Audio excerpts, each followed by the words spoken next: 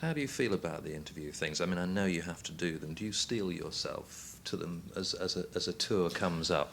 I think as they've gone past, as the tour is then on the road and you find you're coming into an interview situation midway, in a situation like this, it's fairly difficult to actually collect one's thoughts about what is going on, what's gone down since one started touring. I think I'm best at thinking about these things in retrospect. I mean, when it's all over next year, I expect I'll be more comprehensive about it. Then I won't be available. Absolutely right. I'll go back down to the south of France and see if it's any better. Okay. Sorry, I want to get just a bit closer to you anyway. All right. Right. Okay. Right. Well, as you know, this is for DIR, right? And it's going to be entirely about the tour. So, let's begin by saying that when I last saw you in Rotterdam, in Holland, it was 9 days, I think, before the Glass Spider tour was due to begin. Yeah.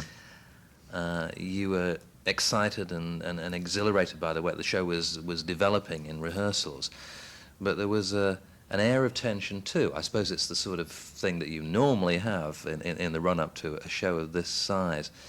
Do you have genuine jitters at a time like that? About 2 days after we last met on that thing, it slipped from nerves into pure depression. For some reason, everything started going wrong. Cables were breaking, dancers were getting sprains, their backs were going out. I really hurt my shoulder. 2 of the other dancers hurt their hips. I mean, it was just going on and on. Guitars were cutting out. I just saw no end to it, and I thought, why on earth have I put something together so complex when I could have just gone out with the guitar and the band and just done the big hits and done a tour that simply. And I really felt that it was all too much and that I really had undertaken something that was much larger than any of us. And then, like 2 days after that, it just came back together and suddenly it worked, just like it does in books. And suddenly we knew we had a show. And it was just marvellous from that point on. I mean, it was, it really, everything then was worthwhile. And after the first couple of gigs, one always feels the first couple of gigs is to be sort of the measuring point, and you tidy up all the things that didn't quite work and whatever. And then after that, we haven't looked back. I mean, it's just been great everywhere we've gone. The reactions have been just what I expected. It is about a good 80% pure enjoyment, about 20% completely uncomprehending or pure dislike, which is fine, which is about what I expected, really. Well, you are doing something very different, aren't you? Yeah, I believe so. I've not seen anything like it. I mean, I've seen a lot of theatricality in rock where it's far more based, say, on a Broadway concept or sort of flash dancey looking, but nothing that really endeavoured to touch these kinds of areas of avant-garde or performance theatre and try and amalgamate that with rock.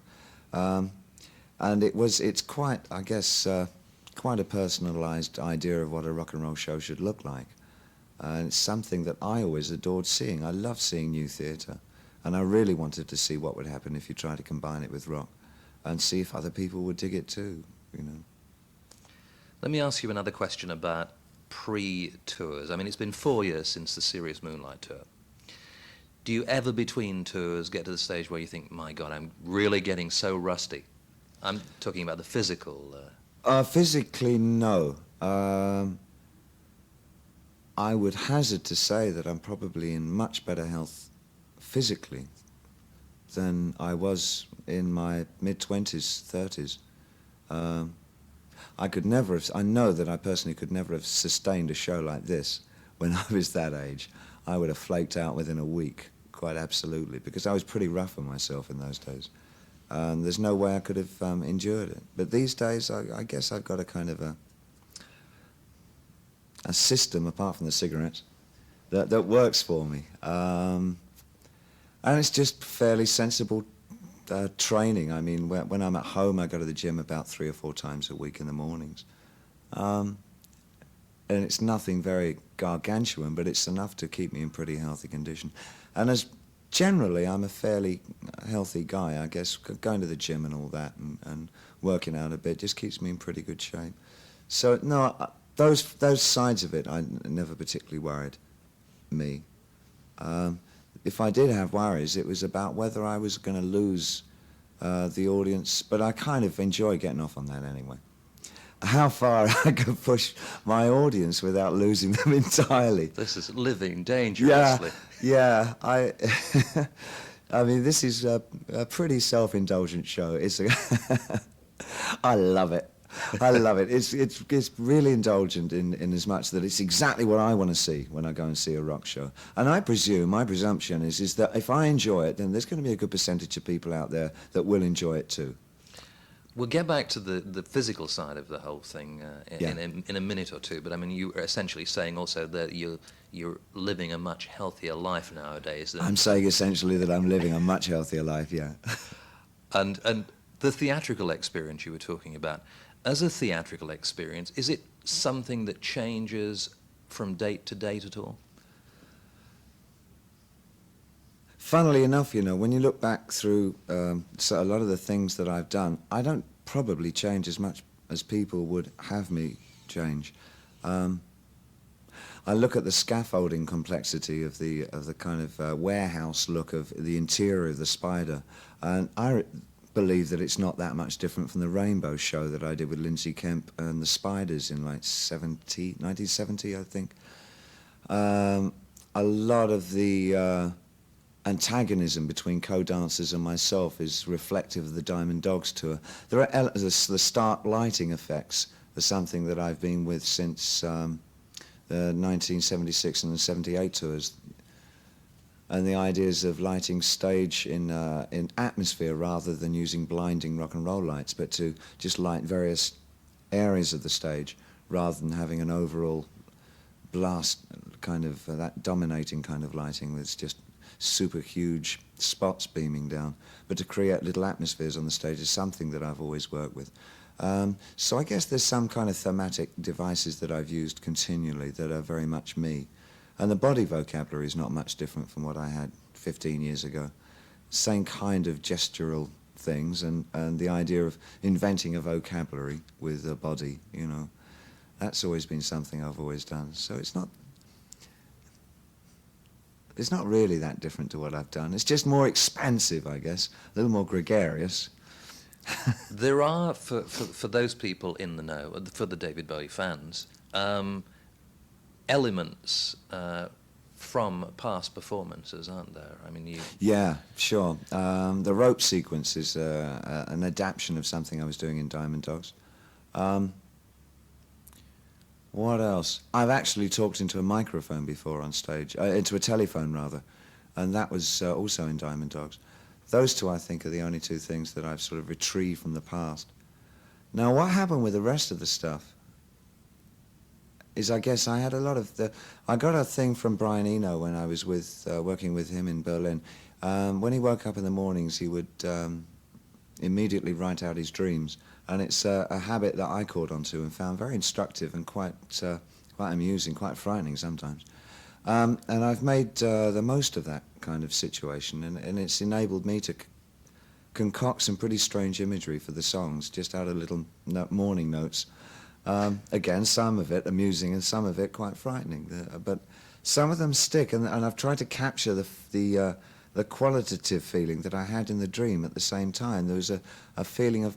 There's this strange sequence that I saw where a girl was using a gas mask to retrieve a guy, and presumably it was myself in one dream thing, which I've now translated into one of the songs, Never Let Me Down. And it had a romantic quality that I can never quite put my finger on. It sounds a ludicrous thing. This sort of ballerina girl wandering around with a backpack on and giving me oxygen every few minutes doesn't sound particularly romantic, but there's a poignancy to it which I find quite startling, and it seems to work on stage. It's quite a moment. It's a nice moment, that one. I don't know why that works. Also, the having been bound by two of the other dancers and being retrieved from that bondage by the girl dancer at another point for Heroes also has another celebratory feel that I can't quite analyze. I can't talk about it in literal terms or understand quite why it works, but it works. But it works, mate. You know, it's strange how those things happen. one of the really essential elements in the show is the choreography, which Yeah. I think you told me was by Toni Basil. Yes. How was that developed with her? Well, what we did, I worked with both Toni Basil, and I set out and drew the kinds of situations I saw taking place on stage, and then Toni would take those into choreographic terms and stylize them into particular forms of dancing. She wanted to put in essences of street dance that were foreign to me in as much that the only thing I know about is breakdancing. I didn't know how many hybrids and other developments of street dance there were in America, which she and my present dancers explained to me and showed me. We've put into the show. So there's quite an exploration of street dance.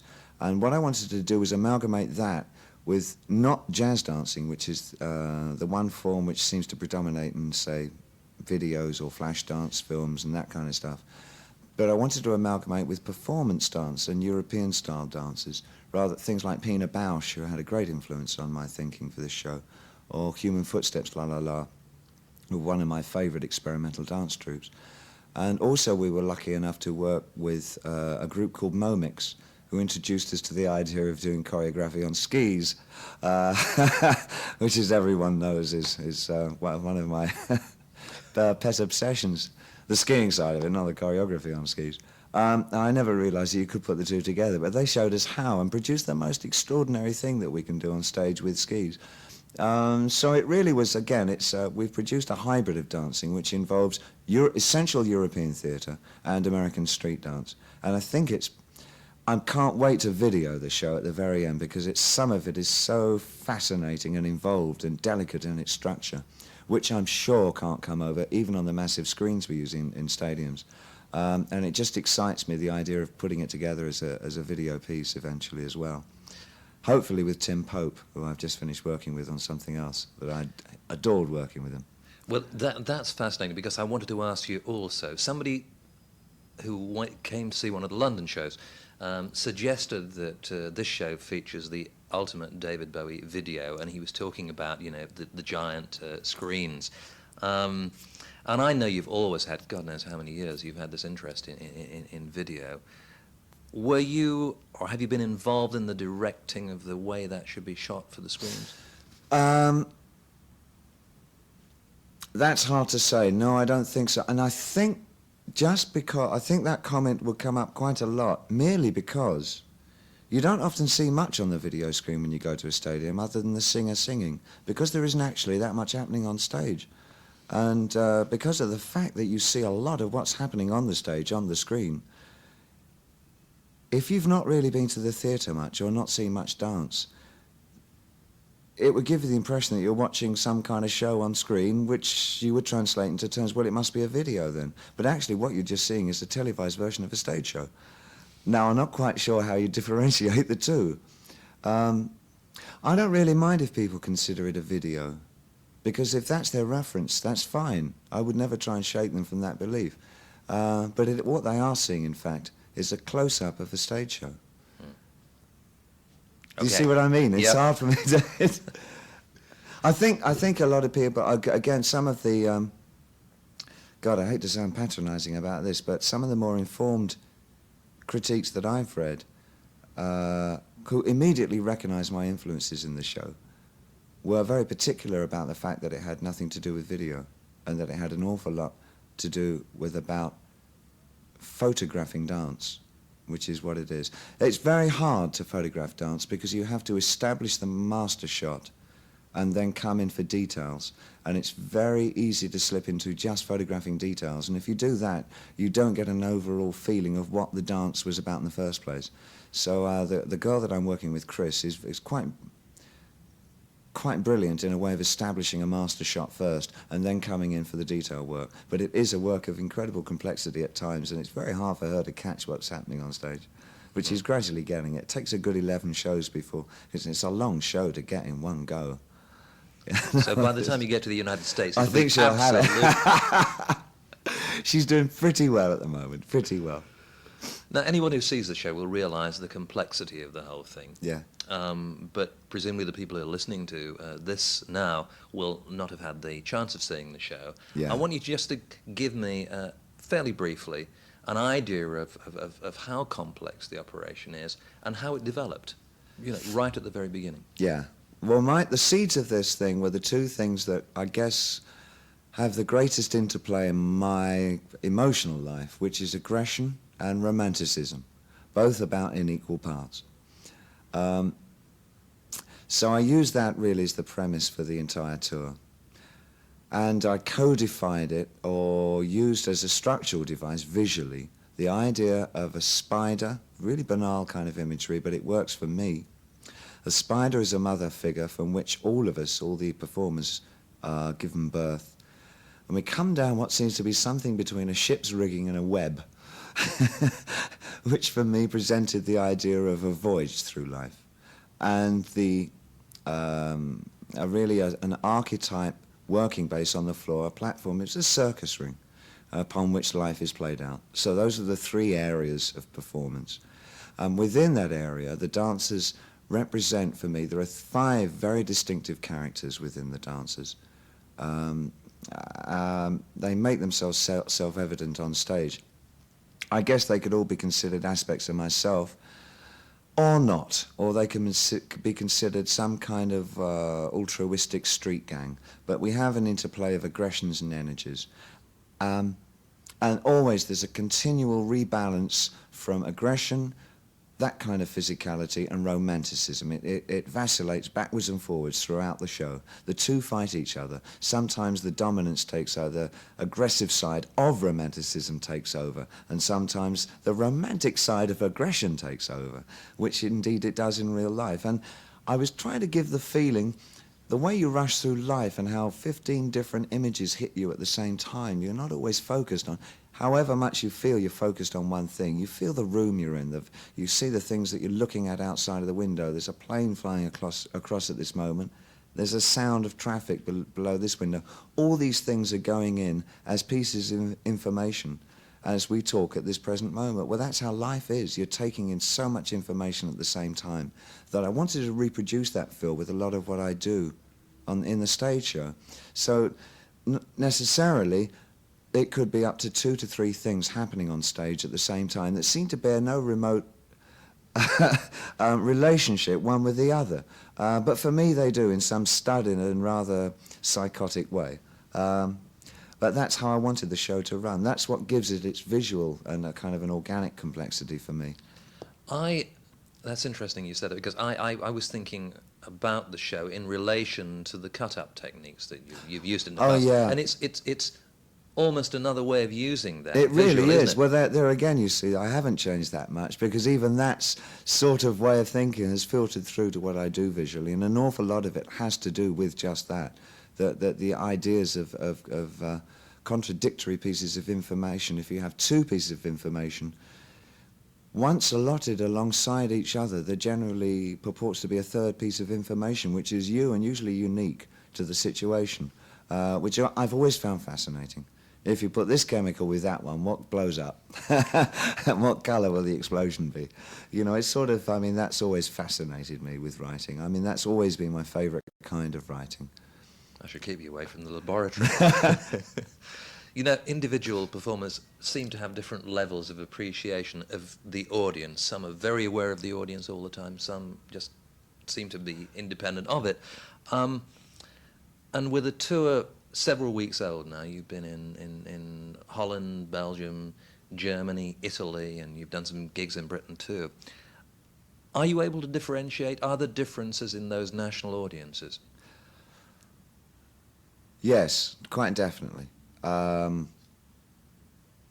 What I've found in the British audiences so far is unabated enthusiasm. They're terribly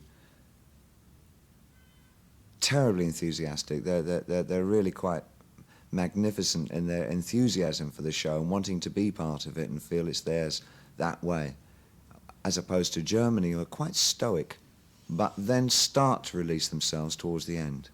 They sort of slowly build. They're like a keg of gunpowder or something, and you gradually feel it all filtering through. And they have very much more of a go on, entertain me feel about them. You have to work bloody hard. Not that you don't have to work that hard in England. And by about halfway through, I guess when we hit Heroes, about that point in the show, then the Germans start to say, okay, then we're part of it, and it becomes paramount to we have a relationship with each other. Italy is totally bonkers, absolutely crazy. I mean, it was just extravagance from the word go. I mean, it was just loony, completely loony. What with unbridled enthusiasm and tear gas all at the one time, and it was just the most complicated setup I've ever worked in. I mean, I adored it in one way because it was so circus-like. The whole thing was so ludicrous. I quite enjoyed it. It was a bit scary. I mean, it's also very hard to sing under tear gas conditions. I mean, that was quite impossible. American audiences are, sometimes I feel, halfway between the German and the English. There's immeasurable amounts of enthusiasm, but they do expect to be entertained, and they wait to be entertained, which is fine by me because I think I can entertain them. One interesting thing, actually, if I can go off on there, about the audiences, is that when I first started out with a tour, I pretty much presumed it would be very hard for me to concentrate on anything much other than doing the show, whilst I was doing the show, and not really giving out in the same way as, I say, a Springsteen can in terms of relating to the audience. I thought that I would be rather confined by what I was doing on stage and interrelating with the other actor-dancers on stage to be able to exert that kind of energy out to the audience. But since we now know exactly what we're doing on stage, we can now play with the show, which has been so releasing in a way that I now find that I can bridge the gap between just doing a very static, almost stylized rock and roll performance and having a relationship with the audience, that it now is somewhere on a tightrope between the two, which I'm finding very exciting. That brings me to a question about performance. You've always enjoyed it in the broader sense. I mean, I think right from the very beginning. Does that mean that you're more at home on stage on a tour like this than you would be in the studio? Yes. Yeah, quite. I do really feel... Yeah, I really feel committed. I don't quite feel as at home in the studio as some of my friends and contemporaries do. I always find it a great struggle to go in there, and I fight with the studio a lot. Just the feeling of being in there, it really does make me feel quite aggressive. I don't feel comfortable, and I have to fight and really stretch quite aggressively to pull out what I need in the way of music. I don't find that same feeling on stage. It feels almost like a surrogate home for a short while, for a very short while. But it does. I do feel I have such a great fondness for being on the stage. That, like the old ham I am, I don't think I'll ever lose. It really is. It really is. It's very fulfilling to do something successfully on stage in a different way. I guess it's because it's immediate gratification. At the end of the night, you get your just desserts. If it's been a good show, they'll let you know, and if it hasn't been such a good show, they'll let you know that too. So at least you feel each day you can measure what you're doing, you know. And that I'm kind of being a 20th century kid. I want it immediately. Whatever it is, give it me now. I thought when I saw you in Holland, and this is a question about the physical side of the whole thing again, that you looked incredibly fit. Yeah. And then, of course, I realized when I began to get an idea of what the show was about that you really had to be, because out there on stage every night it's like 3 marine assault courses. Yeah, you know. it really is. It really has been. If this was TV, I'd ask you to show us the bruises, but tell us about them instead. It's quite extraordinary what I have to put myself with this lot. I mean, I'm bound up, I'm thrown around, I drop from considerable heights, I'm on ropes, I'm under people. I've never been thrown around so much in my life, even in real life. And it's the resultant is that every night I'm a mass of bruises. I get bruises on places that I didn't know existed. But they do too, because I'm allowed to give it back. But the other thing I wanted, and this had a lot to do with the feeling of new modern dance, and there's a lot of the troupes that I've been specifically interested in, there's been a relentlessness in their work. It's almost as though they're trying to drive their audience to a point of, I can't think of the word. That's unlike me. where nobody can take any more, where the audience is driven to a point where it's almost sort of exhausted, where it's the exhaustion point for both the audience and the performer. And I've tried to bring an element of that into the show, because it does feel almost very much like these present times, that it's not so much in terms of entertainment with song and dance man, but there's a point of relentlessness that happens in real day life now that I also wanted to focus in on the energy of the performance. Because of that, we've really had to push ourselves to the limits, so it really doesn't really stop. It really is an extraordinarily fast event horizon, and it is exhausting for the audience. It really is. Well, I was going to ask you, I mean, this is a show that really does have everything, including the kitchen sink. How much bigger can these shows get? If I couldn't use it, I'd carry it. That was I really tried. What? How much bigger can these shows get? I think you could get bigger shows, but I'm not really sure that you could get more complex shows. I think you can use brighter lights and more special effects, but I don't think they're quite as big a statement in a way as using complex psychological incidents. And to overpower people with unconnected information is quite a challenge to take on the road. I dare say not many other bands will try this. They might have very good reasons why they shouldn't as well. It's a brave show in that it does try and attempt to take to a stadium an assemblage of modern theatre techniques that has never been really, as far as I'm aware, used on a rock stage before. Would you describe yourself then as daring? Do you think of yourself as daring in this sort of situation? Oh yeah, I've got to. I mean, I don't think there's any way that I could be seen as taking the safe way out on this tour. This is probably one of my most dangerous tours yet in those terms. Now, it wasn't born to please. I know there are a number of set pieces in the show, and I'm thinking about Bang Bang, Heroes, Fashion, Fame, and so on. People who see the show will have their own favourites. Is there any one that you would choose today? Funnily enough, the two quietest moments are my two favourite moments, I think, because they're so simple, and the devices we use were so simple, but I feel they're the most satisfactory. And they're to do with performance rather than dance, and they would be Never Let Me Down and Heroes, which I feel are quite lovely moments. Heroes specifically because on a dark night, which fortunately for me, a lot of our American shows are going to be in the dark, which is super, because two of the pieces involve old footage that I shot in Russia when I was traveling through it in 1974. Which get completely missed when we do it in the daylight, naturally. So it just looks like we've got a big sail up in the background. But in a dark show, you actually see, oh heavens, there's images projected on those screens. There's a quite poignant piece of footage of an old Mongolian with a hanky in his hand, waving goodbye to his family as they get on the train to Moscow for the May Day parade. And I looped that up, so there's this never-ending sequence of this old fella dabbing his eyes with tears and waving bye-bye. That plays behind the action in black and white, and it's alarmingly sad.